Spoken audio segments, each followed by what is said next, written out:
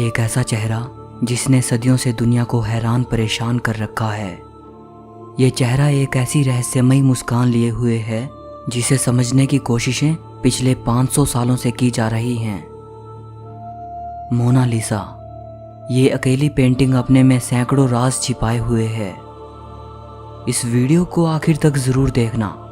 आज हम इस पेंटिंग के 500 साल पुराने रहस्य से पर्दा उठाएंगे और मोनालिसा के बारे में 10 ऐसी बातें जानेंगे जो यकीनन आपको हैरानी में डाल देंगी। नंबर 10। 2003 में अमेरिकन ऑथर डैन ब्राउन का एक नोवेल आया था, दा विंची कोड। शायद आप में से बहुत लोगों ने इसे पढ़ा हो या फिर इसी नोवेल पर बनी ये फिल्म तो ज़रूर देखी होगी। फिल्म में दिखाया गया है कि लियोनार्डो दा विंची की पेंटिंग्स में सीक्रेट कोड छिपे हुए हैं। जब ये बुक पब्लिश हुई थी तो बुक की शुरुआती पब्लिसिटी करते हुए डैन ब्राउन ने ये दावे किए थे कि हालांकि वो ये मानते हैं कि उनकी ये बुक एक फिक्शन है, लेकिन बुक में जो हिस्टोरिकल इन्फॉर्मेशन दी गई है वो बिल्कुल सच है और इसके लिए उन्होंने काफ़ी रिसर्च की है। डैन ब्राउन की बुक की शुरुआत में ही एक पेज आता है जिस पर टाइटल लिखा है फैक्ट, और यहाँ भी डैन ब्राउन वही दावा कर रहे हैं। इस बुक और फिल्म दोनों का ही ईसाइयों ने काफ़ी विरोध किया। उन्होंने कहा कि ये बुक हिस्टोरिकली इनएक्यूरेट है। इसमें ईसाई धर्म के बारे में जो कहा गया है और यूरोपियन आर्ट के बारे में जो जानकारी दी गई है सब गलत है। लेकिन ऐसा नहीं है कि डैन ब्राउन की थ्योरी में हल्का सा भी सच नहीं है। समय समय पर ऐसे दावे होते रहे हैं कि दा विंची की पेंटिंग्स में सच में सीक्रेट कोड छिपे हुए हैं। 2010 में एक इटालियन आर्ट हिस्टोरियन सिल्वानो विंचेंती ने यह दावा किया कि मोनालिसा की आंखों पर बहुत छोटे अक्षर छिपे हैं जिन्हें मैग्नीफाइंग ग्लास के द्वारा ही देखा जा सकता है। उन्होंने बताया कि मोनालिसा की राइट आई पे LV लिखा है जिसका मतलब लियोनार्डो दा विंची हो सकता है, और लेफ्ट आई पे शायद CE या फिर B लिखा है। इसका मतलब क्या हो सकता है, सिल्वानो कहते हैं उन्हें भी नहीं पता। नंबर 9। बहुत से लोग ये मानते हैं कि दा विंची के मरने के बाद उनकी पेंटिंग मोनालिसा को दोनों साइड से थोड़ा थोड़ा काट दिया गया था, क्योंकि मोनालिसा की जो शुरुआती रेप्लिका हैं जो दा विंची के ही समय के दूसरे पेंटर्स ने बनाई थी उनमें दोनों तरफ पिलर दिखाई देते हैं, जबकि ओरिजिनल पेंटिंग में पिलर की सिर्फ एज नजर आती है। तो हो सकता है कि किसी ने पेंटिंग को दोनों साइड से थोड़ा थोड़ा ट्रिम कर दिया हो। लेकिन कुछ आर्ट हिस्टोरियंस ये कहते हैं कि ओरिजिनल मोनालिसा को किसी ने ट्रिम नहीं किया है, बल्कि जिन्होंने मोनालिसा की रेप्लिका बनाई थी उन्होंने अपनी तरफ से पेंटिंग में ये पिलर ऐड किए हैं। नंबर 8। क्या आपने कभी सोचा है कि इटली की सबसे मशहूर पेंटिंग मोनालिसा इटली में क्यों नहीं है? ये पेंटिंग फ्रांस कैसे चली गई? 1516 में दा विंची फ्रांस के राजा फ्रांसिस के इनविटेशन पर फ्रांस चले गए थे। वो मोनालिसा को भी अपने साथ ले गए और वहाँ अपनी पेंटिंग पर काम करते रहे। 1519 में दा विंची की फ्रांस में ही मृत्यु हो गई। इसके बाद मोनालिसा को दा विंची के स्टूडेंट सलाई को सौंप दिया गया। ये कहा जाता है कि सलाई ने ये पेंटिंग किंग फ्रांसिस को बेच दी। इसके बदले उन्हें 4000 सोने के सिक्के मिले थे। इसके बाद ये पेंटिंग फ्रांस में पैलेस ऑफ फोंटेनब्लो में रखी गई और फिर किंग लुइस ने इसे पैलेस ऑफ वर्साई में भेज दिया। इसके बाद 1797 में फ्रेंच रेवोल्यूशन के दौरान मोनालिसा को पेरिस के लूव्र म्यूजियम में रख दिया गया। तब से लेकर आज तक ये वहीं रखी है। नंबर 7। इटली पूरी कोशिश कर रहा है कि उनकी ये पेंटिंग उनके देश में वापस आ सके। इटली के बहुत से लोगों का तो ये भी मानना है कि मोनालिसा को चुराया गया था, ना कि फ्रांस के राजा ने इसे खरीदा था। फ्रांस की सरकार इसे वापस ना लौटाने के 2 कारण बताती है। पहला तो ये कि पेंटिंग बहुत पुरानी हो चुकी है और बहुत नाजुक है, इसीलिए इसे कहीं भी ले जाना सही नहीं है। दूसरा, फ्रांस की सरकार ये कहती है कि हमने इसे खरीदा था, तुम भी खरीद लो।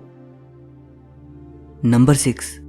फ्रांस किसी भी कीमत पर मोनालिसा को कभी बेचेगा ऐसा नहीं लगता, क्योंकि हर साल लूव्र म्यूजियम में करीब 1 करोड़ लोग आते हैं और उनमें से 80% सिर्फ मोनालिसा को देखना चाहते हैं। लेकिन अगर फ्रांस इसे बेचने को राजी हो भी गया तो मुझे नहीं लगता कि 2020 में इसकी कीमत को देखते हुए मोनालिसा को खरीदने की हिम्मत कोई करेगा।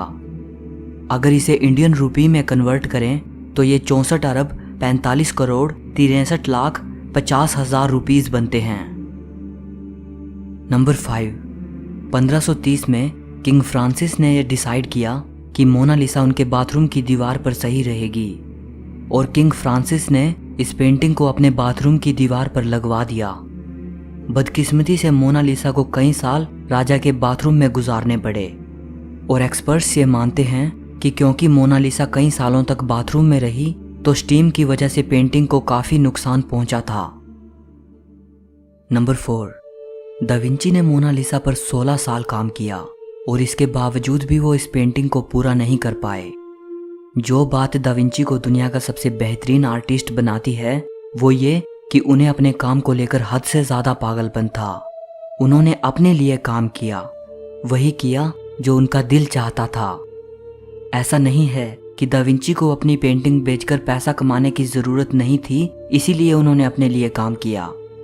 उन्हें पैसे की ज़रूरत थी, लेकिन जितना वो अपने काम से दूसरों को संतुष्ट करना चाहते थे उससे कहीं ज़्यादा वो अपने आप को संतुष्ट करना चाहते थे। वो अपनी इंटेलेक्चुअल क्यूरियोसिटी को शांत करना चाहते थे। यही वजह है कि मोनालिसा पर इतने साल काम करने के बावजूद भी और इतनी अच्छी पेंटिंग बनाने के बावजूद भी उनकी नज़र में वो अधूरी ही थी। नंबर 3, 1963 में फ्रांस की सरकार ने मोनालिसा को 2 महीने के लिए यूएस भेज दिया, वहाँ के म्यूजियम्स में प्रदर्शित करने के लिए।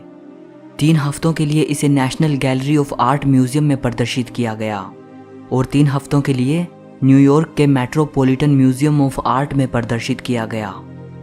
एक व्यक्ति को सिर्फ 20 सेकंड्स का समय मिलता था मोनालिसा को देखने के लिए और आपको जानकर हैरानी होगी कि उस दौरान इतनी लंबी लाइन लगती थी कि इस पेंटिंग की एक झलक भर पाने के लिए एक एक व्यक्ति को 2-2 घंटे इंतजार करना पड़ता था। नंबर 2, मोनालिसा पर जो मैंने पहली वीडियो बनाई थी उस पर काफ़ी कमेंट्स आए थे कि हमें तो ये एक मामूली पेंटिंग लगती है, हमें तो इस पेंटिंग में कुछ खास नहीं लगता। लेकिन ऐसा नहीं है, ये सचमुच बेहद ख़ास पेंटिंग है और यकीनन दुनिया की सबसे बेहतरीन पेंटिंग है। मोनालिसा से पहले जो पोर्ट्रेट बनते थे वो सिंपल प्रोफाइल होते थे और काफ़ी अवास्तविक लगते थे। अब आप मोनालिसा के पोज को देखो, ये फ्रंट फेसिंग है और कितना वास्तविक लगता है। दा विंची के बाद बहुत सारे पेंटर्स ने उनके स्टाइल को कॉपी किया। एक बात पर ध्यान देना, इस पेंटिंग में ये औरत किस कदर जिंदा लग रही है, मानो अभी बात करने लगेगी।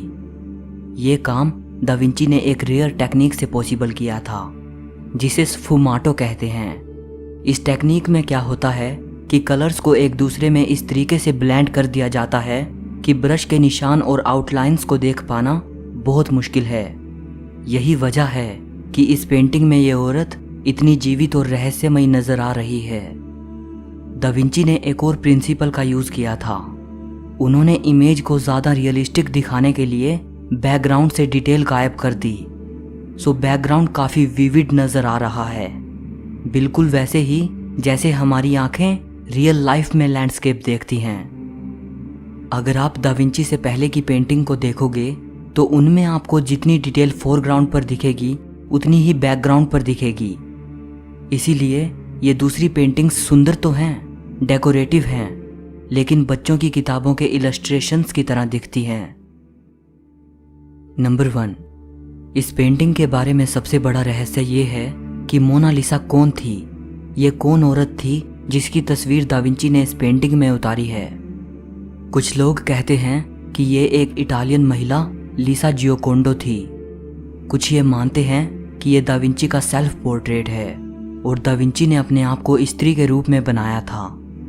कुछ लोग ये कहते हैं कि इस पेंटिंग में दा विंची के स्टूडेंट सलाई की तस्वीर छिपी है।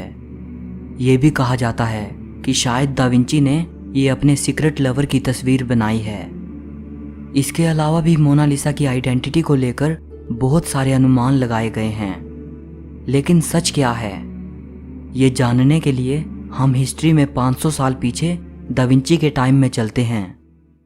मोनालिसा के बारे में सबसे पुरानी जानकारी दा विंची के स्टूडेंट सलाई के निजी पत्रों से मिलती है। सलाई ने अपने पत्रों में लिखा है कि 1524 में उनके पास ला जियोकोंडा नाम की एक पेंटिंग थी जो दा विंची ने मरते वक्त उनको सौंपी थी। सलाई के पत्रों में मोनालिसा नाम का जिक्र कहीं नहीं मिलता। अब सवाल ये उठता है कि सलाई अपने पत्रों में जिस पेंटिंग की बात कर रहे हैं क्या वो मोनालिसा ही थी? 1550 में एक इटालियन आर्ट हिस्टोरियन जॉर्जियो वसारी ने दा विंची की बायोग्राफी लिखी थी। उसी बायोग्राफी में हमें सबसे पहली बार मोनालिसा ये नाम सुनने को मिलता है। वसारी ने लिखा है कि दा विंची ने फ्लोरेंस के एक व्यक्ति फ्रांचेस्को डेल जियोकोंडो की वाइफ मोनालिसा का चित्र बनाया था। इटालियन भाषा में मोना का मतलब मैडम और माई लेडी होता है। सो यहाँ वसारी कह रहे हैं कि दा विंची ने फ्रांचेस्को की वाइफ मैडम लीसा की पेंटिंग बनाई थी। अब बहुत से स्कॉलर ये कहते हैं कि वसारी की बातों पर आसानी से यकीन नहीं किया जा सकता, क्योंकि वसारी ने दा विंची की जो बायोग्राफी लिखी थी वो दा विंची के मरने के 31 साल बाद लिखी थी। तो हो सकता है कि वसारी के पास इस पेंटिंग के बारे में फर्स्ट हैंड इंफॉर्मेशन ना हो। 2005 में जर्मनी की हाइडेलबर्ग यूनिवर्सिटी के एक स्कॉलर ने एक 500 साल पुरानी किताब के अंदर एक छोटा सा हैंड रिटन नोट खोज लिया। ये नोट 1503 में लियोनार्डो दा विंची के ही समय के एक व्यक्ति अगोस्तिनो वेस्पुची ने लिखा था। दरअसल इस किताब के जिस पेज के साइड में वेस्पुची ने यह नोट लिखा था उस पेज पर एक बहुत पुराने ग्रीक पेंटर अपेलिस का जिक्र आता है और वेस्पुची दा विंची को अपेलिस से कंपेयर करते हैं। इस नोट में उन्होंने लिखा है कि 1503 में Leonardo da Vinci लीसा del Giocondo नामक औरत की पेंटिंग बना रहे थे। सो यहाँ हमें यह कंफर्म हो जाता है कि फ्लोरेंस के व्यक्ति फ्रांचेस्को डेल जियोकोंडो की पत्नी लीसा डेल जियोकोंडो ही मोनालिसा थी और लियोनार्डो दा विंची इसी औरत का चित्र बना रहे थे। सो अब ये रहस्य तो सुलझ गया है कि मोनालिसा कौन थी। लेकिन पेरिस के लूव्र म्यूजियम में जो ये दुनिया की सबसे मशहूर पेंटिंग रखी है जिसे सालों से हम मोनालिसा समझते आए हैं, क्या यही वास्तव में मोनालिसा है? नहीं, अभी कुछ ही साल पहले हमें एक ऐसी चीज मिली है जिसने एक और बड़ा रहस्य उजागर किया है। अगर आप ये रहस्य जानना चाहते हैं तो इस वीडियो को लाइक करके मुझे बताएं और नए